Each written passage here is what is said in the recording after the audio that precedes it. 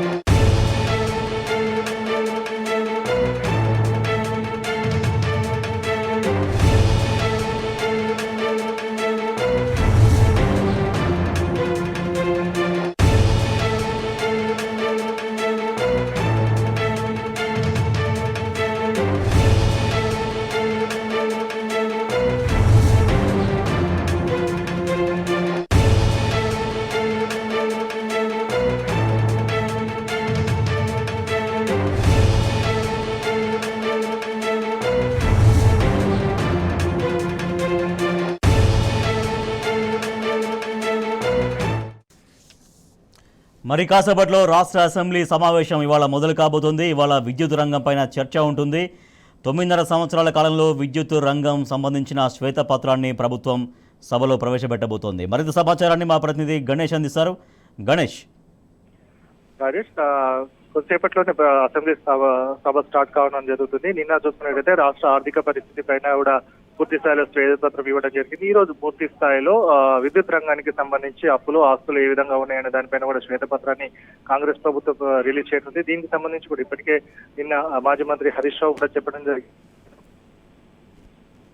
దీనిపైన కూడా పూర్తి స్థాయిలో సమాధానం ఇస్తారని చెప్పడం జరుగుతుంది. ప్రతి ఒక్కటి కూడా అప్పులు కాదు, ఆస్తులను కూడా లెక్కలోకి తీసుకోవాలని చెప్పడం జరిగింది.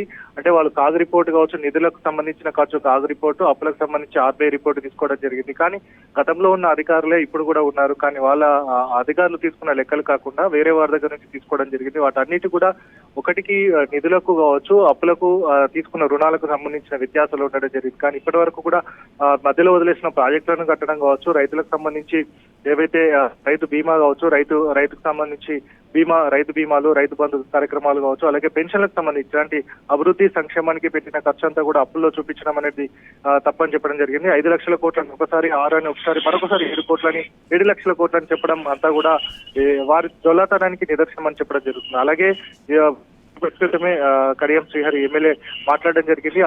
ఆర్ గ్యారంటీలో సంబంధించి పూర్తి చేస్తారో చెప్పాలని చెప్పడం జరిగింది. అలాగే నిరుద్యోగ వృద్ధికి సంబంధించి మేనిఫెస్టోలో పెట్టినప్పటికీ కూడా వారి యూత్ డిక్లరేషన్ లో ప్రియాంక గాంధీ చెప్పినట్టుగా అధికారంలోకి రాగానే నిరుద్యోగికి 4,000 రూపాయలు ఇస్తామని, అలాగే పంటకు సంబంధించి ఎట్లాంటి పంట వేసినా కానీ 500 రూపాయల బోనస్ ఇస్తామని చెప్పిన నేపథ్యం కనబడుతుంది. కాబట్టి వీటికి సంబంధించి ఏదైతే 3 గ్యారంటీలు చెప్పడం జరిగిందో, 2 లక్షల రూపాయలు తీసుకోండి, మేము అధికారంలోకి రాగానే 24 గంటల్లో వాటిని రుణమాఫీ చేస్తామని చెప్పిన నేపథ్యం కనబడుతుంది. కాబట్టి వీటిని 9 తారీఖు వరకు చేస్తారన్నారు. కానీ ఇప్పటి వరకు ఎందుకు చేయలేదు, దీన్ని వెంటనే చేయాలని, మిగతా వాటికి మాత్రం మీరు ఎంత సమయం తీసుకుంటారో తీసుకోండి, వాటిని కూడా 6 గ్యారంటీలకు సంబంధించి సమయం తీసుకోండి అని చెప్పడం జరిగింది. సో మొత్తంగా ప్రతి ఒక్కటి కూడా చెప్పిన మాట కాకుండా గత ప్రభుత్వాన్ని కేవలం బీఆర్ఎస్ గవర్నమెంట్ లో ఉన్నటువంటి ఆ సిచ్యువేషన్ ని, ఆ పరిస్థితిని బదనాం చేయడం కోసమే ఒక శ్వేతపత్రాన్ని తయారు చేసింది ప్రభుత్వం. కానీ ఎటువంటి లెక్కలు ఆ పొంతన కుదరట్లేదంటూ బీఆర్ఎస్ పార్టీ చాలా తీవ్రంగానే స్పందిస్తోంది, మండిపడుతోంది. సో ఇవాళ విద్యుత్ రంగం పైన కూడా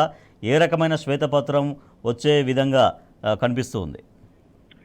రాజేష్, ప్రస్తుతం వాళ్ళు చూసుకున్నట్టయితే మాత్రం ప్రతిది కూడా అప్పులు చేశారనేది చెప్పడం జరుగుతుంది. రాష్ట్రం ఏర్పడినప్పటికీ చూసుకున్నట్టయితే తెలంగాణకి సంబంధించి గ్రిడ్ లేకపోవడం, ఛత్తీస్గఢ్ నుంచి తీసుకోవడం కావచ్చు, డిస్కంలకు సంబంధించి ప్రతి ఒక్కటి కూడా అధికారంలో ఉన్న సమయంలో కూడా బీఆర్ఎస్ అధినేత కేసీఆర్ గారు విద్యుత్ రంగాన్ని ఏ విధంగా తీసుకొచ్చారో ప్రతి ఒక్కరికి తెలిసిన విషయమే. అలాగే యాదగిరి పవర్ ప్లాంట్ కావచ్చు, దాపరికల్ లాంటి పవర్ ప్లాంట్లకు సంబంధించి పెట్టుబడులు పెట్టడం జరిగింది. వాటన్నిటి కూడా ప్రారంభ దశలో ఉండడం జరిగింది. కాబట్టి వాటిని కూడా అసెట్స్ క్రియేట్ చేసింది కాకుండా అప్పులో ఏదైతే ₹1 అప్పుగా తీసుకుంటే 1000 క్రియేట్ చేయడం జరిగింది. కానీ బద్నాం చేయాలనే ఒకే ఒక ఉద్దేశం కొద్దీ అసెట్ క్రియేషన్ ఎంత ఉందనేది మాత్రం చూపడం లేదు, కానీ అప్పులు తీసుకొచ్చారు ఎంత అనేది మాత్రమే చూపడం జరుగుతుంది. ప్రతి ఒక్కరు కూడా ఇప్పటి వరకు చూసుకుంటే నిన్న ఇది ఒకటి గత ప్రభుత్వం చేసిన రిపోర్టు, గతంలో ఏ విధంగా ప్రభుత్వం వారికి సంబంధించిన రిపోర్టు మాత్రమే అని లెజిస్లేటివ్ అఫైర్ మినిస్టర్ చంద్రబాబు చెప్పిన సందర్భం ఉంది.